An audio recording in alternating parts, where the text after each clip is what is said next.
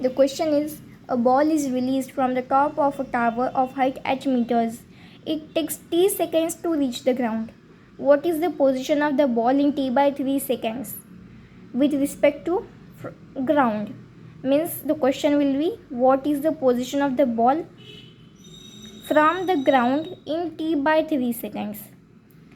First of all, we will go line by line explanation. A ball is released from the top of a tower h meters. मतलब कि tower से अगर मैं ball को drop कर रही हूँ, रिलीज़ कर रही हूँ, तो टॉप से ग्राउंड तक आ रहा है बॉल. तो बॉल ने हाइट कितनी, मतलब डिस्टेंस कितना कवर किया है, जितना टावर की हाइट होगी. मतलब यहाँ से तो यहाँ तक क्या होगा, हाइट होगा. तो यहाँ से यहाँ तक मैंने हाइट इसको मार्क कर लिया है. तो इतना डिस्टेंस कवर करने के लिए उसे इतना टाइम लग रहा है, t सेकेंड्स लग रहा है to reach the ground. What is the position of the ball in t by 3 seconds from the ground? t by 3 seconds कहाँ तक आएगा? सपोज़ ये पूरा हमारा t सेकेंड्स है. t by 3 सेकेंड कहीं यहाँ पे आ जाएगा. यहाँ पे आने के बाद वो इतने टाइम में t by 3 सेकेंड्स में वो कितना डिस्टेंस कवर कर रहा है? h1 डिस्टेंस कवर कर रहा है.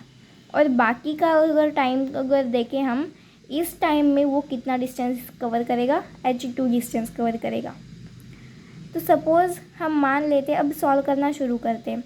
जब हम किसी बॉडी को फ्रीली फॉल करते हैं तो उसकी इनिशियल वेलोसिटी हमारे पास 0 आ जाती है, ये हमें पता है. अब हम यहाँ पे कौन सा फॉर्मूला, हमें क्या निकालना है? हमें निकालना है हाइट निकालनी है. कैसे? क्योंकि पोजीशन निकालनी है हमें बॉल की फ्रॉम द ग्राउंड. यहाँ की पोजीशन निकालनी है, ये पोजीशन निकालनी है ग्राउंड से हमको, यहाँ से तो यहाँ तक. यहाँ जब बॉल आएगा तब उसने t by 3 सेकेंड कवर किया होगा और h1 हाइट उसने कवर कर ली होगी. तो यहाँ से और यहाँ तक हमको डिस्टेंस निकालना है. तो डिस्टेंस हम कैसे निकाल सकते हैं, कौन से फॉर्मूले से निकाल सकते हैं? s = ut plus half at². ये टर्म हो जाएगी हमारी 0. पहले हम एक्सप्लेनेशन लिखना पड़ता है मार्क्स के लिए.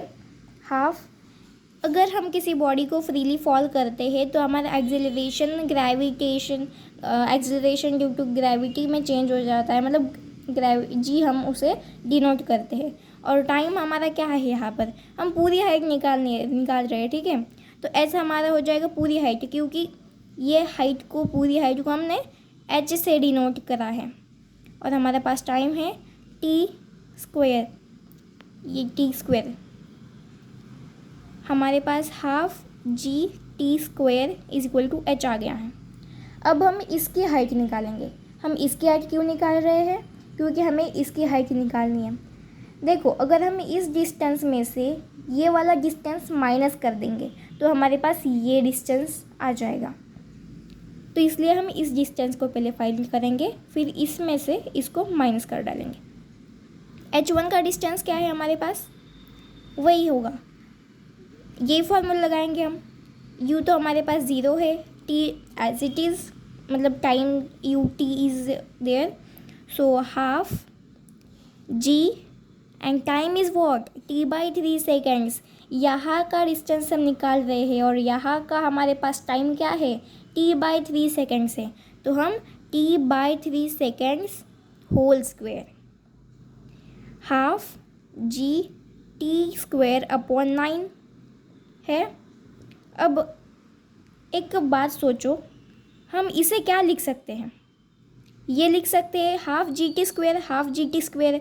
हाफ gt² किसके इक्वल है? h के इक्वल है. तो हम इसे ऐसे लिख सकते हैं h/9. हाँ, बिल्कुल लिख सकते हैं. तो हमें ये डिस्टेंस निकालना है. तो ये डिस्टेंस निकालने के लिए इस डिस्टेंस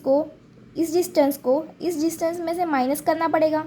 तो पहले हम ये डिस्टेंस लिखेंगे. ये डिस्टेंस हमारा है h माइनस h1 हमारे पास h/9 है. तो इसका आंसर आएगा हमारा 8h/9 metres from the ground. हमारे पास ऑप्शन कौन सा है? Option is C.